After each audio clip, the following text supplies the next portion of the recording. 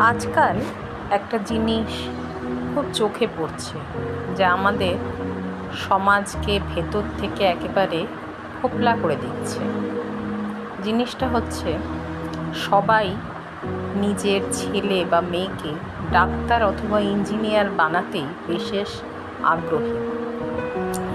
কেউই নিজের ছেলে বা মেয়েকে মাধ্যমিক, আইসিএসসি বা সিবিএসসি পড়ে 10th স্ট্যান্ডার্ডের পরে সায়েন্স ছাড়া অন্য কিছুতে দেওয়ার কথা যেন ভাবতেই পারছেন না। সায়েন্স ছাড়া অন্য কিছুতে দিলেও যে মানুষের জীবনে একটা কেরিয়ার তৈরি হতে পারে, এটার যেন খুব একটা অদ্ভুত ধারণা। সবাই সায়েন্সের পেছনে ছুটছে।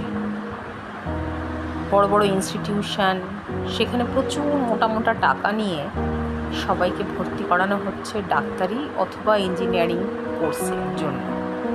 সবাই কিন্তু পাচ্ছে না, কিন্তু সবার যদি ডাক্তারি বা ইঞ্জিনিয়ারিং হওয়ারই দিকে মোটিভেটেড করা হয়, তাহলে অন্যান্য চাকরির দিকে কি হবে? কিছুদিন বাদে আমরা কি আর বাংলা খবরের কাগজ পড়তে পারবো? কারণ কেউ তো বাংলায় জার্নালিজম পড়বে না। আমরা কি ইংলিশ নিউজ পেপারও পড়তে পারবো?